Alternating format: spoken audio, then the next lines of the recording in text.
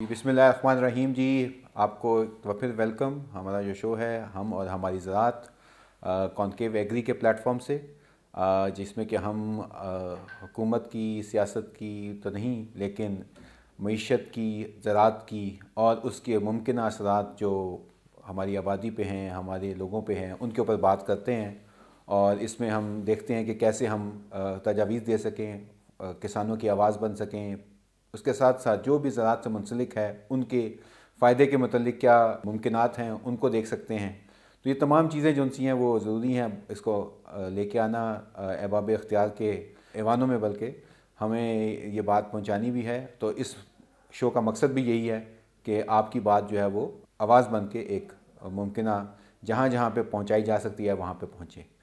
तो आज का सिलसिला शुरू करते हैं जी। सबसे पहले मैं इस प्लेटफॉर्म से और आप किसानों की दिली तर्जुमानी करते हुए इस बात पे इंतहाई अफसोस का इजहार करूँगा कि ये जो स्वीडन में वाक़या हुआ है, जिसमें उन्होंने वहाँ के रहने वालों ने एक आज़ादी राय के इजहार के की आड़ में, मैं कहूँगा कि ये जो कुरान पाक का जो नुस्खा जलाने का वाक़या हुआ है, इसकी जितनी भी मज़म्मत की जाए, हम पाकिस्तानी और मिन हैसिल कौम और बल्कि एज़ ए उम्मा के तौर पे भी मुसलमान होने के नाते हमारा मज़हब हमारे सबसे बढ़ के है। हम इसकी जितनी भी शदीद मज़म्मत करें और इनके ख़िलाफ़ जो इसको करने वाले हैं उनके ख़िलाफ़ कोई ना कोई तादीबी कार्रवाई जिसकी के मिसाल बन के हो बाकियों के लिए, ताकि आइंदा जो है ये हर कुछ अर्से बाद ये किस्म के वाक़यात होते हैं तो जितनी भी शिद्दत से इसकी हम मज़म्मत के साथ साथ इस जारियत के ख़िलाफ़ आवाज़ बन के और इसको रोकना भी हमारे लिए जिहाद के बराबर है। तो मैं तमाम किसानों की तरफ से ये पैगाम देना चाहूँगा, तमाम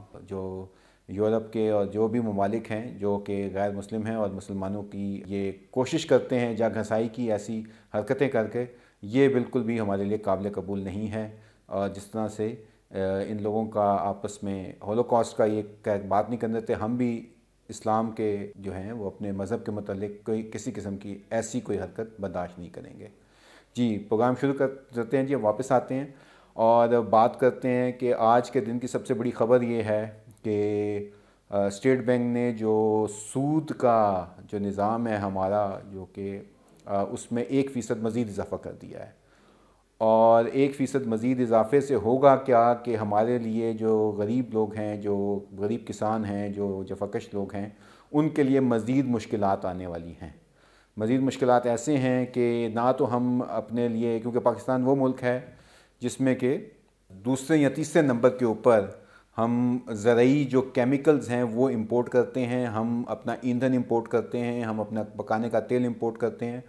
और अगर हम ज़रूरी केमिकल्स की बात कर लें, एग्रो केमिकल, चाहे वो डीएपी से लेके और पेस्टिसाइड और जो भी ये दवाइयाँ हैं, ये तमाम जो चीज़ें हैं ये हम क्योंकि इंपोर्ट करते हैं, तो अब वो जो इंपोर्ट कर रहे हैं, या सीड है, सीड से बात शुरू करते हैं, इंपोर्ट कर रहे हैं, तो इंपोर्ट करने का ये होगा कि अब उसके ऊपर जो कंपनियां इंपोर्ट करती हैं उनको इंटरेस्ट भी ज़्यादा देना पड़ेगा और बैंक की ट्रांजैक्शन फ़ीस भी ज़्यादा होगी। उसके साथ साथ जो डॉलर का खेल है, तो इसका सबसे ज़्यादा जो असरअंदाज होगा वो गरीब किसान तबका जो है वो सबसे ज़्यादा होगा। तो मेरे ख़्याल से ये एक इसमें साथ साथ ठीक है अगर आपने बढ़ाना भी है, लेकिन किसानों का और जो एक लेवल से कम जिनकी आमदनी है उन लोगों के ऊपर इसका क्या असर होगा, तो ये ज़रूर सोचना चाहिए। इसके साथ साथ इसी बिना पे मज़ीद बात करते हुए मेरे ख़्याल से अब अच्छी ख़बर ये है कि शायद मिलत ट्रैक्टर ने ऐलान किया है कि वो अपना ट्रैक्टर का प्लांट ओपन कर रहे हैं। और क्योंकि तकरीबन ये मैंने जैसे पहले भी बात की थी कि इससे जो बाकी कंपनियां जो छोटे लेवल के,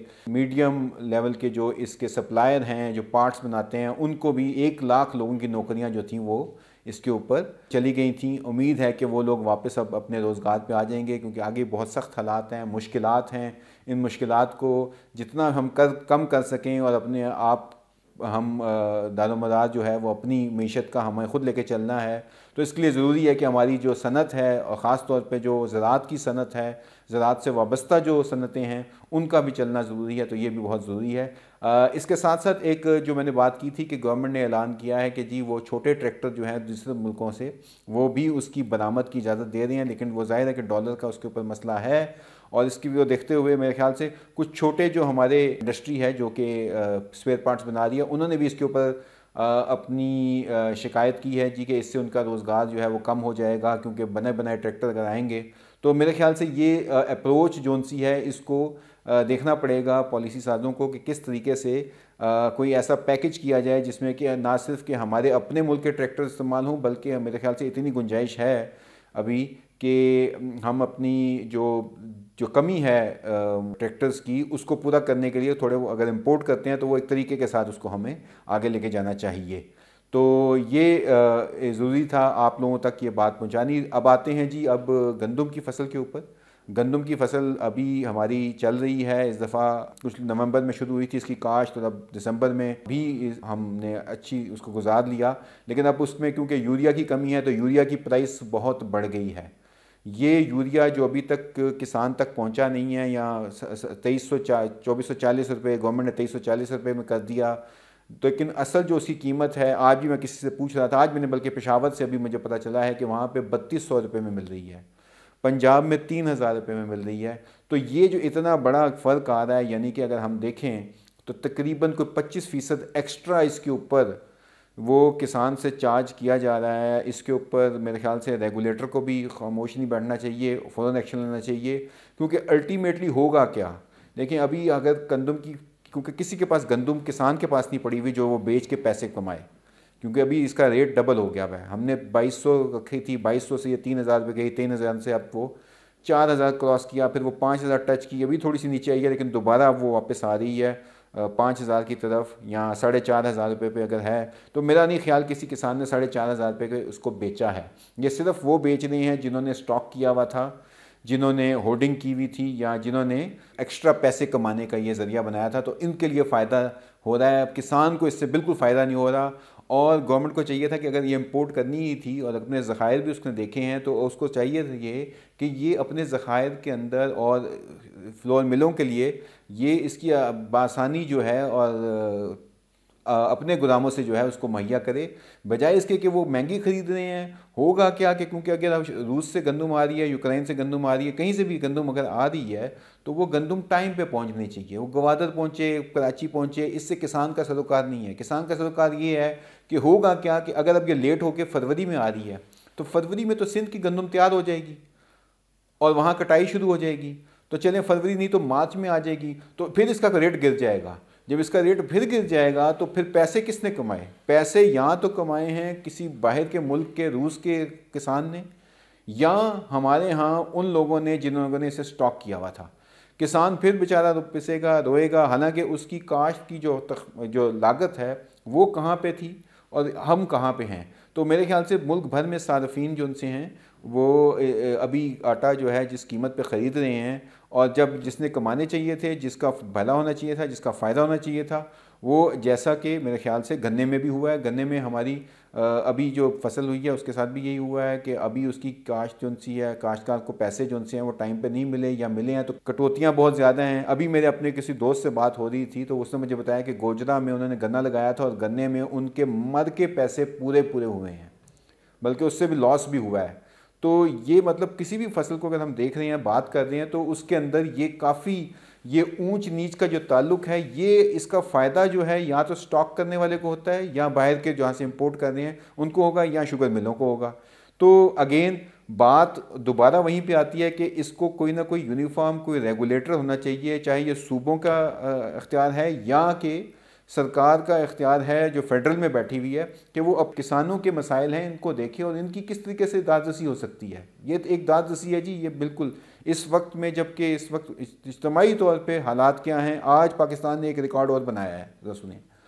पाकिस्तान में ये दूसरा साल वाक़या हुआ है कि आधी से ज़्यादा आबादी की लाइट चली गई आज। जब मैं ये प्रोग्राम रिकॉर्ड आपके लिए कर रहा हूँ प्रोग्राम, तो अभी तक आधे मुल्क से ज़्यादा मुल्क में लाइट नहीं है।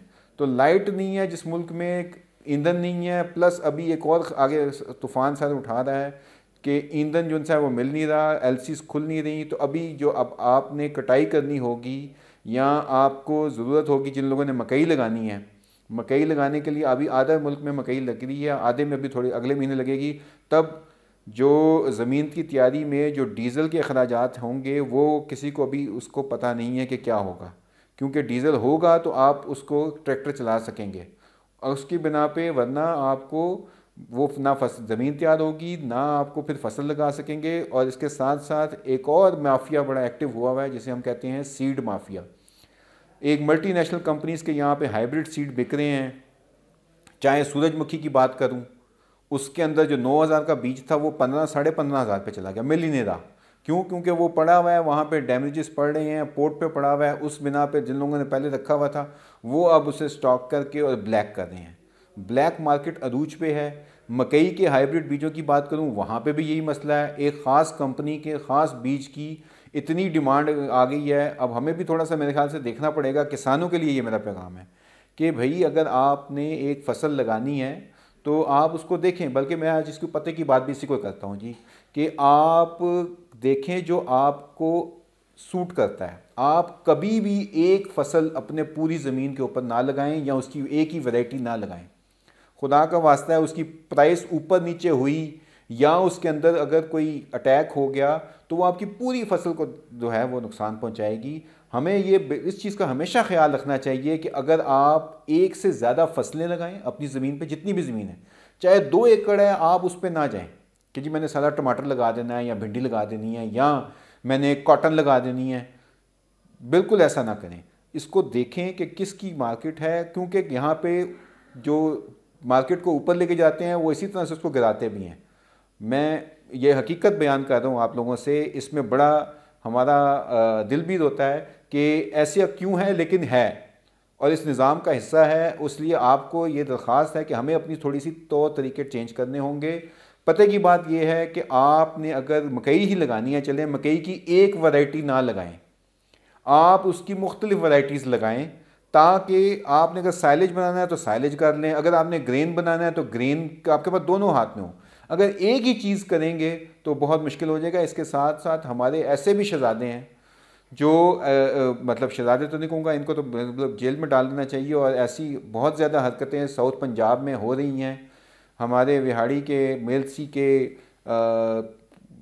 काश्तकार जो कि मकई से वाबस्ता हैं, इस वक्त एक सीड नहीं मिल रहा, लेकिन उस सीड की जो प्रोडक्शन डेट मैंने ऐसे भी देखी है, टैग लगे हुए 2 नंबर, ठीक है, उसको जाली कह लें, 2 नंबर कह लें, उन्होंने मई 2023 की प्रोडक्शन डेट लगाई हुई है। ऐसे टैग भी लगे हुए हैं इसके ऊपर। तो मेरा ये उनसे है कि ऐसे लोगों को निशानी इबरत बनाना चाहिए। अगर वो आप देखते हैं, आप हमेशा डीलर से लें, कॉनकेव एग्री से लें। हम आपकी मदद के लिए तैयार हैं।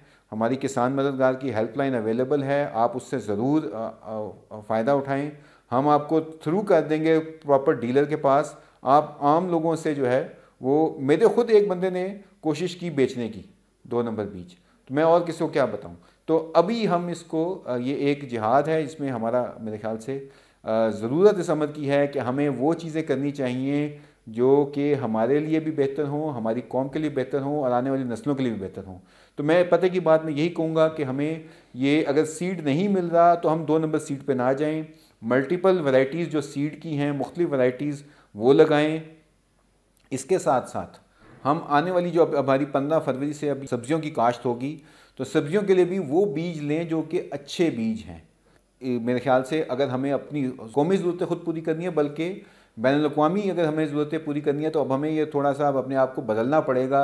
हमें सीड टेस्टिंग करनी पड़ेगी, चीज़ें देखनी पड़ेंगी, ताकि हमारे लिए जो बेहतर हो वो ही हम लेके चलें। बाकी अगर आपको इसके मुतालिक, प्रोग्राम के मुतालिक या अपनी कोई आरा देनी हो, तो आपसे यही गुजारिश है कि आप कमेंट्स में अपना ज़रूर हमें इनपुट दें। ये आपका प्रोग्राम है और हम चाहते भी हैं कि आपको ही साथ लेके चलें और आपकी आवाज़ बने। तो आज के दिन के लिए इतना ही जी, बहुत शुक्रिया। अस्सलाम वालेकुम।